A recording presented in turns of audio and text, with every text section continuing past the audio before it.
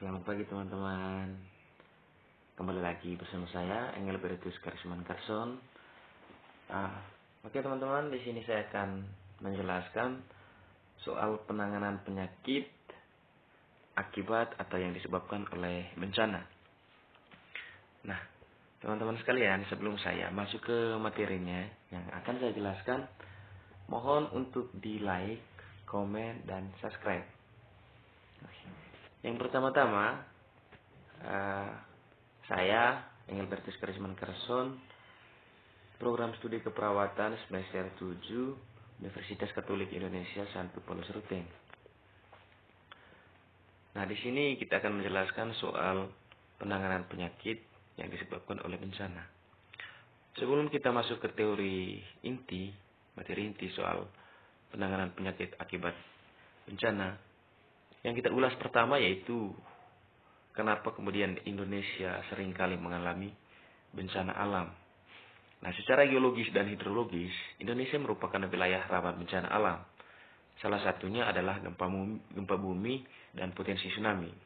Nah, hal ini dikarenakan wilayah Indonesia berada pada pertemuan tiga lempeng tektonik aktif, yaitu lempeng Indo-Australia di bagian selatan, lempeng Eurasia di bagian utara, dan lempeng Pasifik di bagian timur. Nah, ketiga lempeng tersebut bergerak dan saling bertumpukan sehingga lempeng Indo-Australia menunjam ke bawah lempeng Eurasia dan menimbulkan gempa bumi, teman-teman. Nah, jalur gunung api dan sesar atau patahan. Kemudian, penunjaman lempeng Indo-Australia yang bergerak relatif ke utara dengan lempeng Eurasia yang bergerak ke selatan menimbulkan jalur gempa bumi dan rangkaian gunung api aktif sepanjang Pulau Sumatera, Jawa, Bali, dan Nusa Tenggara. Sejajar dengan jalur penunjaman kedua lempeng tersebut. Nah, potensi bencana alam dengan frekuensi yang cukup tinggi lainnya adalah bencana hidrometeorologi, yaitu seperti banjir, longsor, kekeringan, puting beliung, dan gelombang pasang. Nah, frekuensi bencana hidrometeorologi ini di Indonesia terus meningkat dalam 10 tahun terakhir. Itu penjelasan kenapa Indonesia disebutkan sebagai atau sering mengalami berbagai bencana alam yang terjadi. Nah, kemudian yang kedua itu definisi bencana.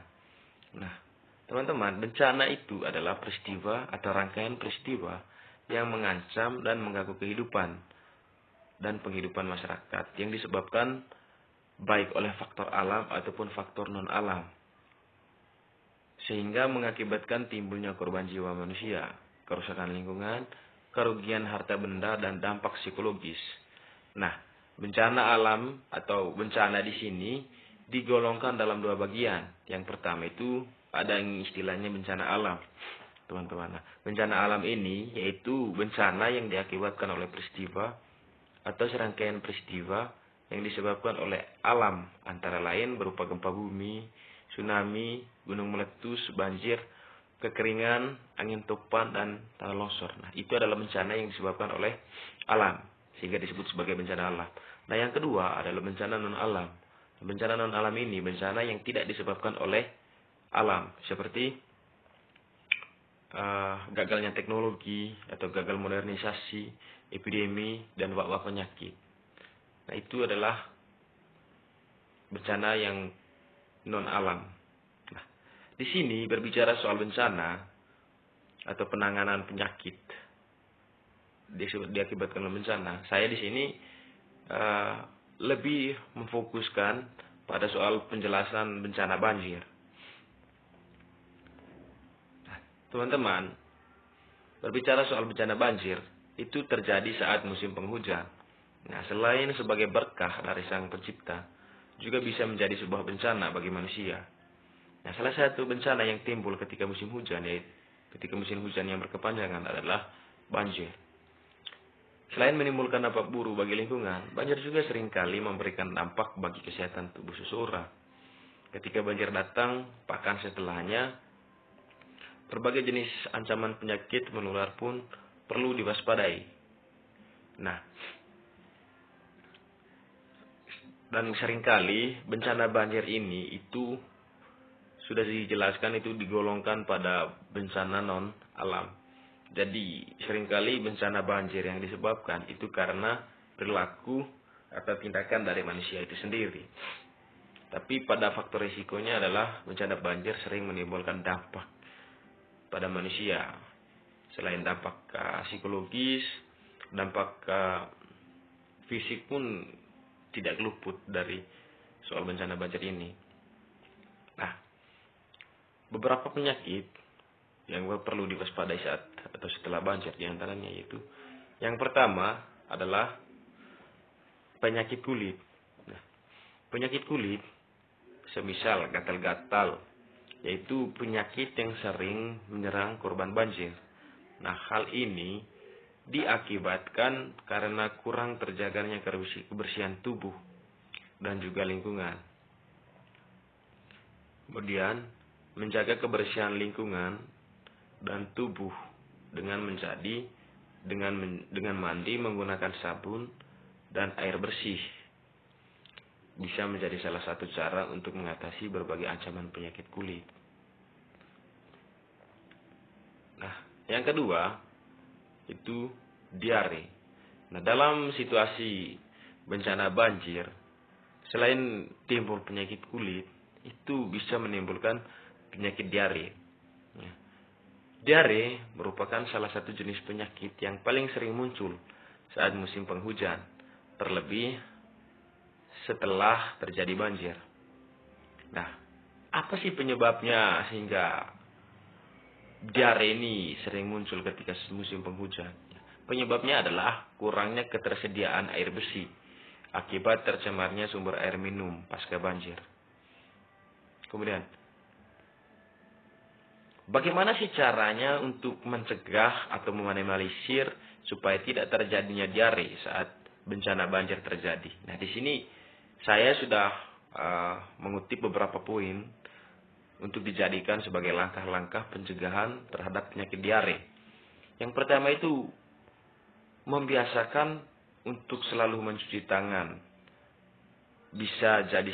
Ini bisa menjadi salah satu pencegahan penyakit diare. Biasakan untuk mencuci tangan sebelum makan juga setelah buang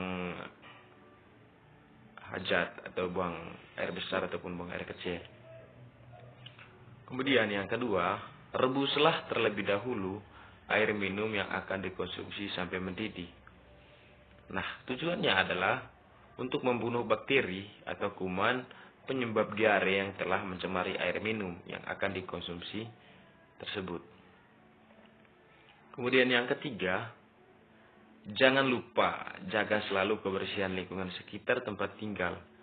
Kemudian jangan biarkan ada tumpukan sampah karena bisa menjadi sarang lalat mencari makan. Lalat juga merupakan salah satu hewan penyebar penyakit yang harus diwaspadai. Kemudian yang keempat, apabila Anda atau salah satu anggota keluarga yang sudah terlanjur terserang diare, segera lakukan tindakan pengobatan, baik dengan membuat ramuan obat diare, atau membelinya di apotek atau meminta pada tenaga medis yang sedang menangani masalah bencana di lingkungan Anda. Yang ketiga adalah penyakit DBD atau demam berdarah. Nah, penyakit demam berdarah disebabkan oleh virus dengue yang ditularkan melalui nyamuk Aedes aegypti. Nah, penyakit ini lebih sering menyerang masyarakat ketika musim hujan ataupun setelah banjir.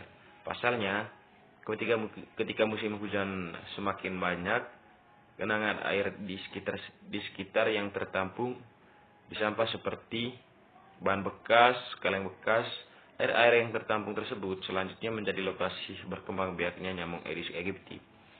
Karena itu, untuk mencegah serangan penyakit demam berdarah, menjaga kebersihan lingkungan menjadi salah satu solusinya. Nah, salah satunya adalah dengan menerapkan 3M, yaitu mengubur, menguras, dan menutup tempat penyimpanan air dengan rapat. Nah, tanda-tanda umum penyakit demam berdarah adalah panas tubuh menjadi tinggi tanpa sebab yang jelas, yang disertai adanya tanda-tanda perdarahan. Apabila salah satu anggota keluarga Anda mengalami gejala ini, segeralah untuk menghubungi petugas kesehatan.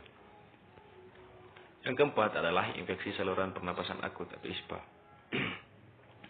Bakteri, virus, dan berbagai mikroba lainnya adalah penyebab dari terjadinya ISPA. Nah, gejala utama dari penyakit ISPA ringan, bisa berupa batuk dan demam. Sementara jika penyakit ISPA sudah terlanjur kategori berat, maka bisa dan bahkan mungkin juga disertai dengan sesak napas, nyeri dada, dan lainnya.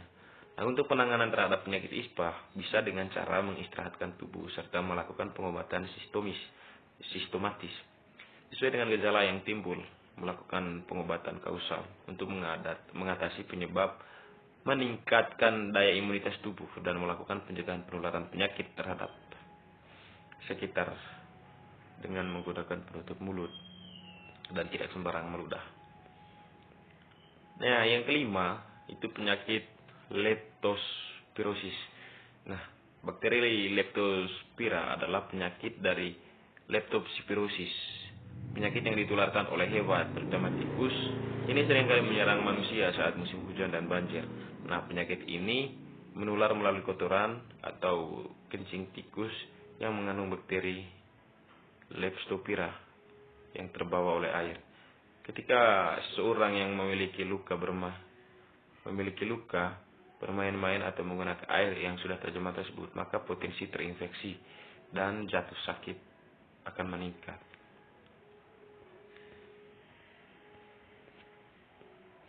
Nah, teman-teman sekalian, itu penjelasan singkat dari saya soal penanganan